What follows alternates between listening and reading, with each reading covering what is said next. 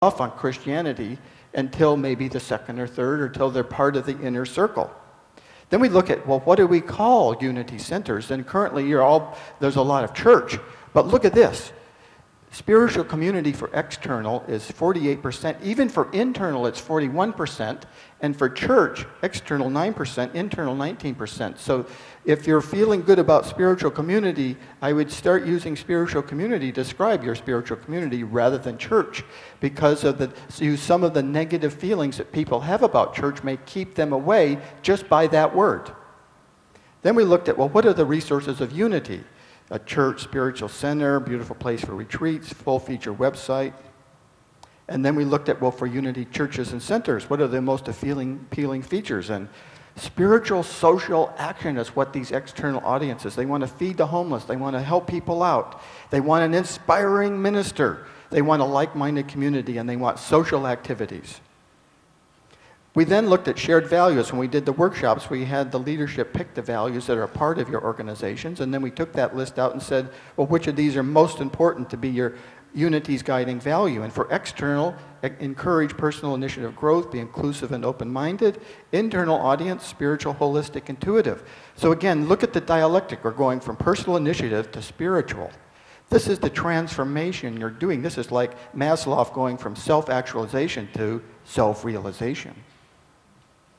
The positioning statement, which is your most repeated message. For both external and internal, it is unity offers practical spiritual teachings that empower abundant and meaningful living. Whew, fantastic.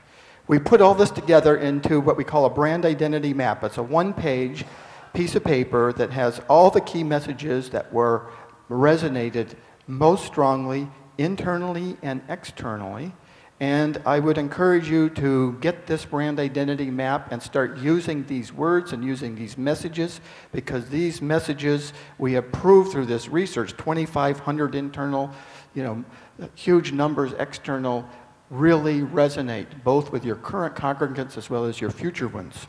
And you use them. Use them in your sermons, use them in your brochures, use them in your media interviews, everywhere, and you start using them consistently over and over again, so they'll associate these words and messages with unity, and then they'll have this incredibly great feeling about you. So use it right away. Incredible consensus on all this. And then we asked, well, how do you feel about the integration of these two organizations? Are you aware that there are two organizations?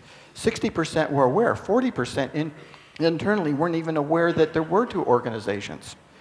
And then we asked what activities should be administered jointly and which separately. And if you look at this table here, it's basically Unity's internal audiences would like all activities administered jointly. Whoa. Here's another one. This is very interesting. Internal respondents were asked whether they would support an integration of the Association of Unity Churches International and Unity School of Christianity. 92% of those surveyed said they would. Whoa, 92%.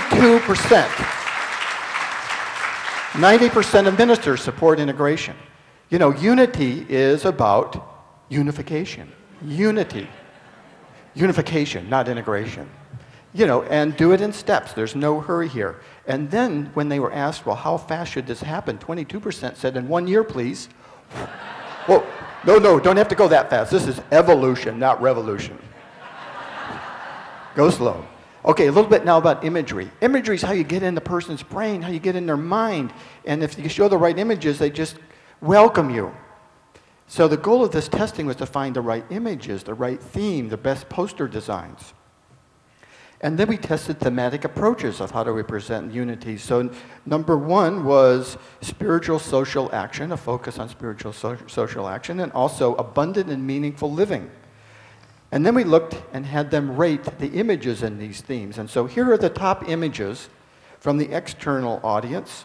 And I want to give credit to Howard for that beautiful one, because you could see those images in there. You could feel the feelings that we were talking about early. That's an excellent example of translating this research into creativity in your own spiritual community. And then the internal. And again, look at the hands, look at the sky, look at the people working, the earth. And then here's the theme board, though. This is the creative guideline of where people come together to grow their life and make the world a better place through spiritual social action with these kinds of photos. And look at the photo in the lower left there with the people holding their hands. That photo is unbelievably compelling internally. I mean, people really, it's a fantastic photo. So you use this creative theme to help guide your creativity. You can, in your own community as well as overall. So here's the color palette. We tested color palettes. Here's the final color palette we came up with. We actually did a lot of work on this to come up with enough colors so that there could be diversity among your spiritual communities and to find colors that evoke the emotions connected to what you're offering as unity.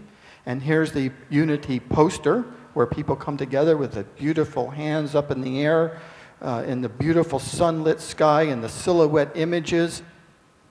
And logos, we tested 7 different logos, and this logo you see in the upper right there was the clear favorite for both external and internal audiences. Tremendous consensus around that. So the final logo. And now let me just say here, use of the new Unity logo is completely voluntary.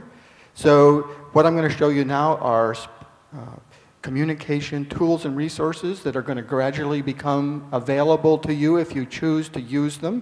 If you're happy with your church and what you're using the way it is, there's no obligation to use this logo. The ministers with United Centers of Spiritual Living and International Centers found using their new logo and identity, they got great growth.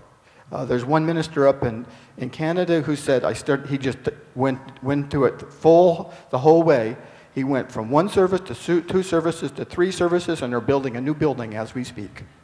This is really powerful stuff. You may think, well, this is just words and pictures, but there's great power in picking the right words and pictures and the right approach, and this is what pulls people in.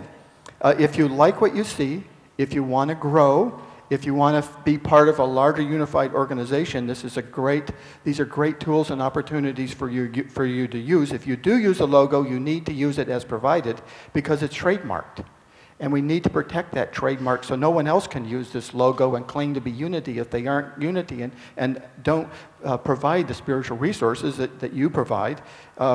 At the beginning, we don't want to have you use 2 logos because that's confusing.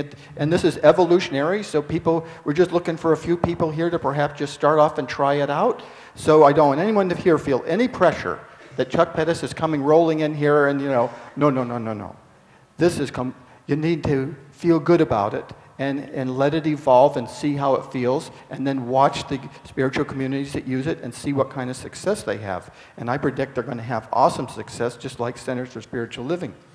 And the more consistently, though, you present unity, and you present unity as a movement, the more growing ministries you're going to have, the more ministers you're going to attract, you're going to have multiple unity spiritual communities in all your geographic areas, and you're going to help create a much better world. You're going to flow into the evolution of new thought, which is ready to take off, and unity needs to be a leader in this area. Here's a template for the website. We tested different website templates, and this is it. It's beautiful. It's actually, if you go look at, say, the Apple website, it's very similar to that. It's a really contemporary design.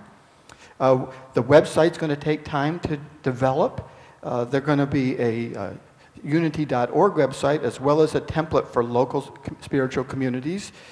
We know from Centers for Spiritual Living, this is a lot of work and it's going to take some time. So we're going to need to let it happen. I don't want anybody to get too anxious. When it's ready, it'll be ready.